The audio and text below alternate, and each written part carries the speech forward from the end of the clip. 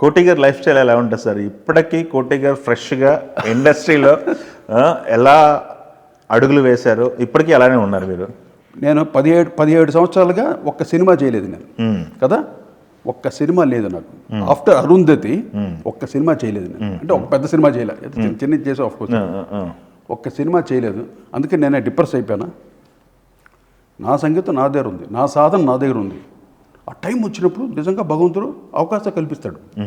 అవకాశం లేదా వేరేదో చేయలేము నేను, అందుకు నేను ఇలాగెళ్తాను, ఏముంది అంతేగా. అంతేగాని మనం పాజిటివ్ యాటిట్యూడ్లో వెళ్తూ ఉండాలి అంతే. మనకి రాలేదని ఈర్షపడుతూ ఉన్నాం అనుకో, మనం క్షీణించిపోతాం. వస్తున్నారు రాని, ఓ ఇలా వస్తుందా, ఓ ప్రపంచం ఇలా వెళ్తుందా, ఓకే ఓకే ఓకే, దాంట్లో మనం ఏంటి, ఎలా ఎదగాలి, ఎలా ఎదగాలి, this is main point. Very good. ఎవరు ఒకటి ఎదుగుదల గురించి మనం ఎప్పుడు ఈర్షలు పెట్టుకోకూడదు. ఎప్పుడు నేను ఎదిగాను, మొత్తం ఆ టైంలో ఎవడూ లేడు నా చుట్టూ. 16 సంవత్సరాలు ఏకదాటిగా ఏదాను, ఎవరు లేరు. అప్పుడు నేను గ్రేట్ అనుకుంటే అట్ట. ఇప్పుడేంటి, ఇప్పుడు 16 సంవత్సరాలు ఫ్రీగా ఉన్నాను నేను. ఏమంటుంది దానికి? అదంతా టైం. మీ రొటీన్ ఎలా ఉంటుంది సార్? ఎలా మెయింటైన్ చేస్తున్నారు మీరు లైఫ్ని? లైఫ్ ఎలా లీడ్ చేస్తున్నారు? హ్యాపీగా ఉన్నారు? మ్యూజికేనా నాకు వేరే చూడు, ఫ్రెండ్స్ కూడా ఓవర్గా వెళ్ళను నేను ఫ్రెండ్స్ తోటి. నేను ఒక్కడే కూర్చుంటాను, నా వైఫ్, నా పిల్లలు, నా మ్యూజిక్ ఉంటుంది, మ్యూజిక్ వింటూ ఉంటాను. టీవీ చూస్తుంటే, టీవీలో మూవీస్ అని హాలీవుడ్ మూవీస్ చూస్తుంటాను, లేదా మ్యూజిక్ వింటూ నాన్నగారి పాటలు, ఇంకా పెద్దవాళ్ళ పాటలు వింటూ, ఏంటి వాళ్ళు సాధన ఏంటి, ఎలా ఎందుకు ఇలా చేశారు, ఒక చిన్న రీసెర్చ్లో అలా వెళ్తూ ఉంటాను అంతే. I enjoy that. ఎప్పుడైనా వాళ్ళతో ఫ్రెండ్స్ దగ్గరికి వెళ్తున్నారు, ఈవినింగ్ వెళ్ళి ఊరికి కొంచెంసేపు అలాగా. స్మోకింగ్ చేసేవాడిని, అది మానేశాను. 28 years అయింది మానేసి. డ్రింక్ చేసినప్పుడు తప్పదుగా, ఇండస్ట్రీలో డ్రింక్ చేస్తాం, అది కూడా తగ్గించేసాం బాగా. ఏదో కొంచెం అలా సరదాగా ఫ్రెండ్స్తో కంపెనీగా ఉన్నప్పుడు డ్రింక్ చేయడం అంతే. అలా హ్యాపీగా హెల్తీగా ఉండడం.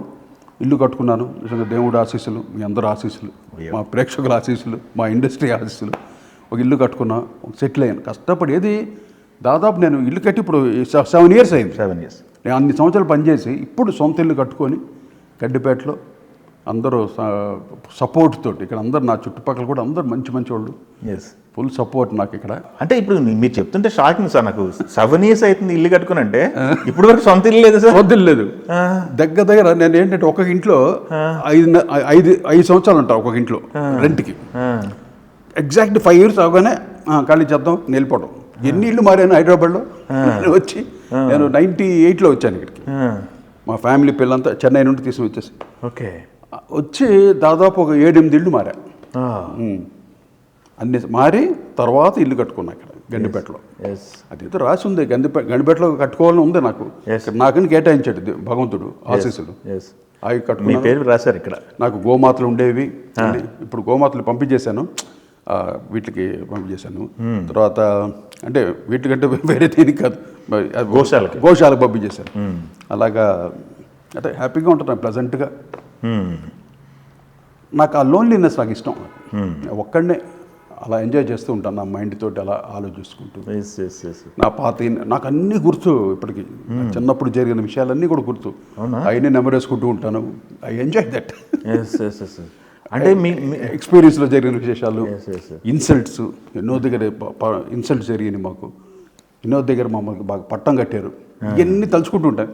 అది ఎందుకు ఇలా జరిగింది, ఇది ఎందుకు ఇలా జరిగింది, దీంట్లో ఏదో దాని కాల ప్రభావమా, లేకపోతే మనలో ఉన్న యాటిట్యూడ్సా, మనలో ఎలా మారాలి, మనం మనిషిగా ఎలా మారాలి, ఇలాగా మనమే ఒక్కసారి ఆలోచించుకుంటే చాలా విషయాలు కరెక్ట్ చేసుకోవచ్చు తెలుసా. మనం యూనివర్స్ పంచభూతాలు అంటారే, వాటిని మనం వశం చేసేసుకోవాలి కంప్లీట్. అంటే వశం అంటే ఏంటి, ఈ మంచితనంతో పాజిటివ్గా ఉన్నాం అనుకో, నీ చుట్టూ తిరుగుతుంటుంది, అన్నీ నీ చుట్టూ ఉంటుంది, పక్కనే ఉంటుంది.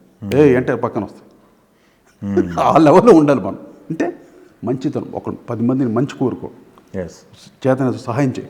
నువ్వు సహాయం చేస్తుంటే వాళ్ళు తీసుకునేటప్పుడు వాళ్ళు ఎంత ఆనందంగా తీసుకుంటుంటే ఆ ఆనందం ఉంటుంది సరే, మనం ఇచ్చేటప్పుడు అది ఎన్ని వేల కోట్లు ఇచ్చినా అది ఆనందం.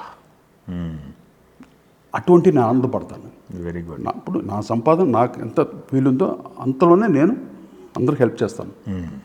చేశాను, అందరూ బాగున్నారు అంటే నేను ట్రూ హార్ట్గా చేస్తాను. ఏదైనా నేను ఆశించు కాదు, ఏది ఎవరిని ఆశించి ఇంతవరకు నేను ఏది చేసిందా. నేను కష్టపడి సంపాదించుకుంటాను అంతే కదా. బుర్రలు బాదుకుని ఒక మ్యూజిక్ చేయాలిగా.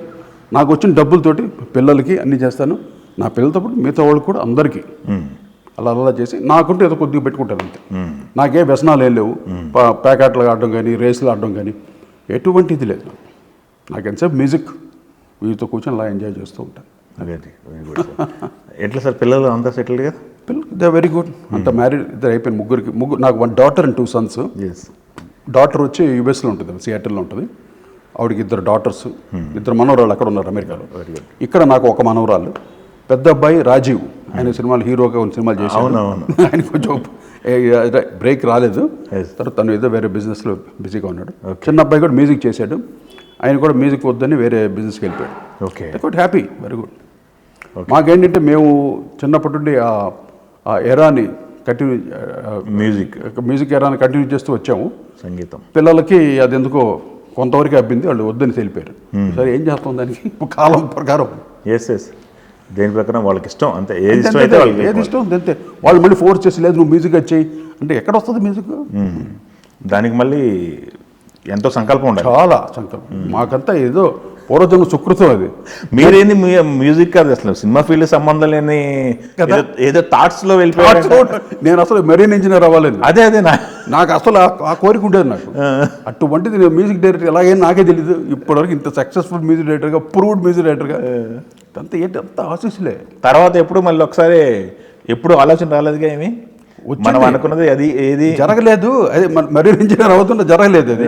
తర్వాత షిప్లో వెళ్ళి ఆ ఎక్స్పీరియన్స్ చూశాను నేను. అవునా? ఓకే. తిరుగుతారా సార్? కంట్రీస్ తిరుగుతారా ఎక్కువ? నేను కంట్రీస్ వెళ్తుంటాను. Almost Europe, America, South America అన్నీ వెళ్తుంటా. మా ఫ్రెండ్స్ అంతా ఉంటారు అలాగే. ఓకే, వెళ్తుంటా కానీ బట్ మరి ఎక్కువ కాదు. మళ్ళీ నాకు ఇంటి ధ్యాస ఎక్కువ, మరి హోమ్ సిక్ ఎక్కువ. ఎప్పుడు ఎక్కడికి వెళ్ళినా ఎప్పుడు ఇంటికి వెళ్ళిపోతాను ఉంటాను. ఓకే ఓకే, అది బాగా ఇంటి పెట్టాను నేను. Okay okay. కష్టపడి ఇల్లు కట్టుకున్నాను, ఇంట్లో ఎంజాయ్ చేయాలి కదా. ఊరికి బయటికి వెళ్ళిపోతే ఇల్లు అంతా ఏమైపోద్దని. మీరు వచ్చినప్పుడు నాకు తెలిసి, ఇప్పుడు మనం మీ ఇంట్లోనే ఉన్నాం, మీరు వచ్చినప్పుడు నాకు తెలిసి ఇది సిటీకి బయటగా అవుట్స్కట్స్, ఇది అవుట్స్కట్స్ గండిపేట. అప్పట్లో ఎన్టీ రామారావు గారు ఇక్కడ ఈ లేక్ దగ్గర, గండిపేట లేక్ దగ్గర ఆయన కుటీరం కట్టుకున్నాడు. అప్పుడు ఆయన ఎందుకు వచ్చాడు ఇక్కడికి? గండిపేటకి రావాల్సిన అవసరం ఏముంది అప్పట్లో? అవును, అంటే లేక్ ఉంది, వాటర్, మంచి వాతావరణం. అందువల్ల ఆయన వచ్చాడు. తర్వాత మేమే వచ్చాం ఇక్కడికి.